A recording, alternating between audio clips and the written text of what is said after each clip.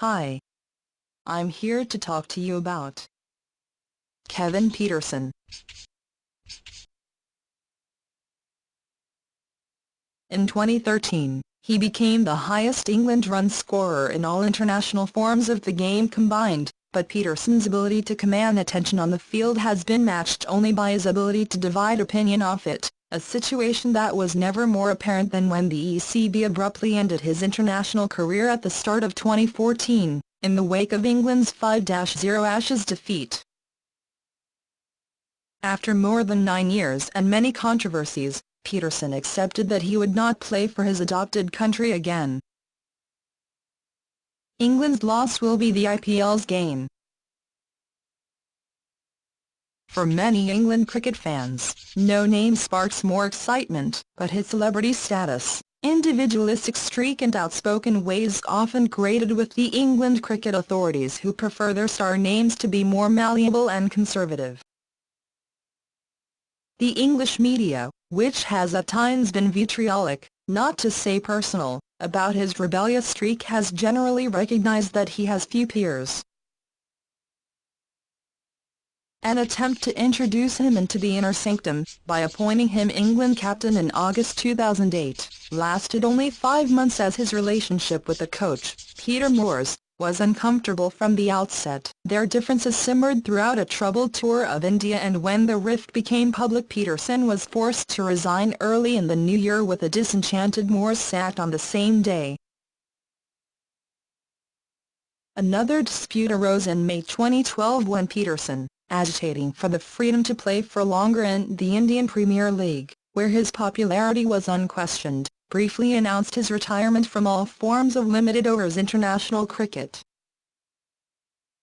Pietersen's frustration had a disruptive effect on England's summer Test series against South Africa.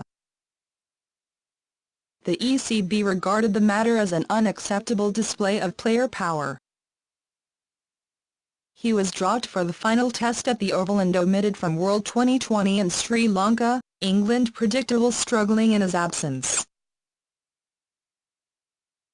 Pietersen was born in Pietermaritzburg to an Afrikaner father, Jenny, and an English mother, Penny, and abandoned South Africa cricket as a teenager in protest against the racial quota system, which he felt was unfairly restricting his opportunities at KwaZulu-Natal. He joined Nottinghamshire in 2000, attracted by the chance to work with Clive Rice, the county's coach and a former South Africa all-rounder, but left at the end of the 2003 season after Nottinghamshire were relegated, unhappy with the standard of the Trent Bridge pitches, and expressed his feelings strongly enough for the captain, Jason Gallion, to fling his kit out of the dressing room window.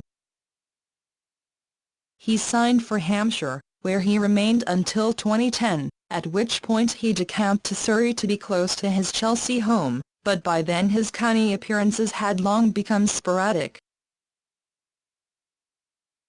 His England career began in a low-key one-day series in Zimbabwe in 2004 when Andrew Flintoff was arrested after expressing moral misgivings about the political regime of Robert Mugabe. Pietersen averaged 104 in England's 4-0 victory.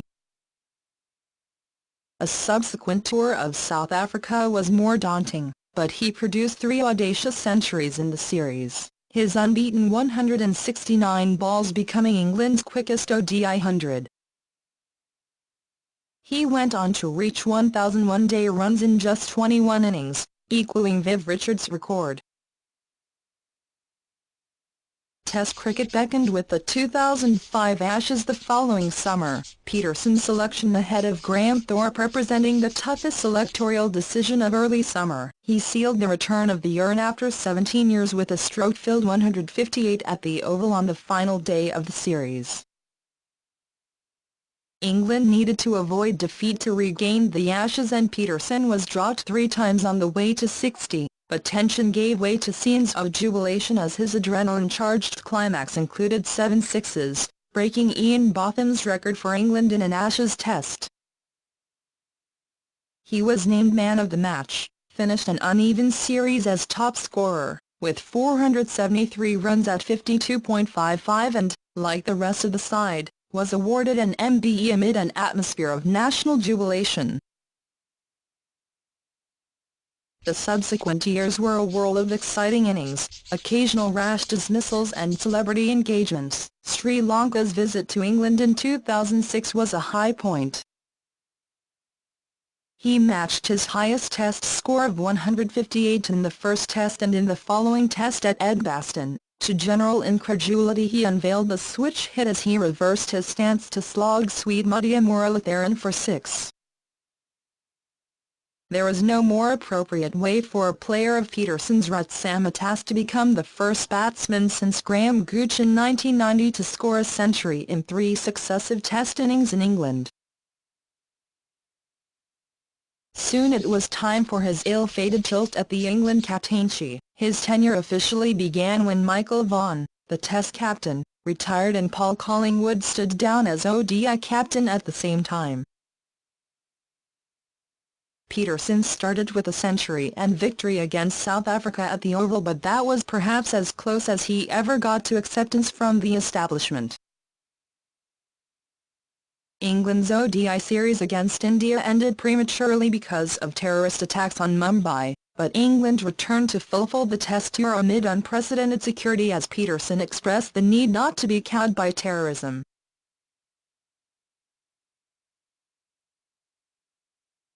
Alongside brushes with management, a feature in all the teams he has played for, injuries have interrupted him at key moments. His 2009 Ashes campaign was cut short by leg trouble that needed surgery, and he left the 2011 World Cup with a hernia.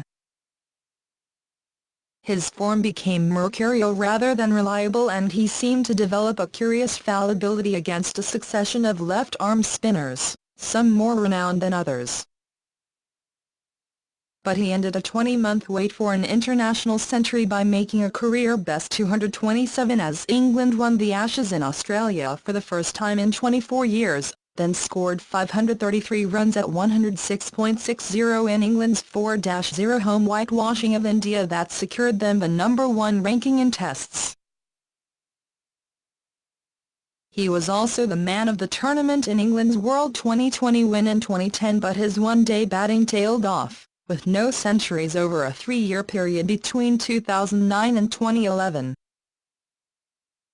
He scored 2 in successive innings against Pakistan in 2012, including his highest ODI score of 130, and, briefly, it appeared they would be his last innings in coloured kit for England when he announced his retirement from limited overs internationals, briefly seduced by the attractions of IPL. England's Test against South Africa at Headingley in 2012 captured his career in microcosm. His power struggle with the ECB had left him moody and unpredictable before the Test, but when the match began he struck a quite brilliant 149 and, in the process, became the fastest man in terms of time, to reach 7,000 Test runs. That was quickly followed by more off-field drama, as reports of derogatory text messages about his captain, Strauss, to South Africa players, filled the media. Pietersen was dropped for the next Test at Lord's and, even though he did an about-turn and reconfirmed his desire to play for England in all formats, forgiveness did not come quickly enough for him to play in World 2020. The détente was short-lived, however, as cracks reappeared on England's disastrous 2013-14 tour of Australia where, despite being the leading run scorer, a modest achievement in the circumstances, rumours surfaced of a further deterioration in his relationship with Flower. Although Flower himself resigned, the ECB decided to cut its losses a few days later and summarily brought down the curtain on Pietersen's England career as well, citing a need to rebuild team ethic and philosophy as Cricinfo staff.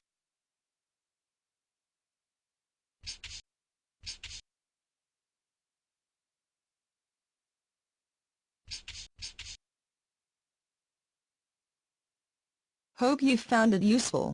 For more information please click the link in description.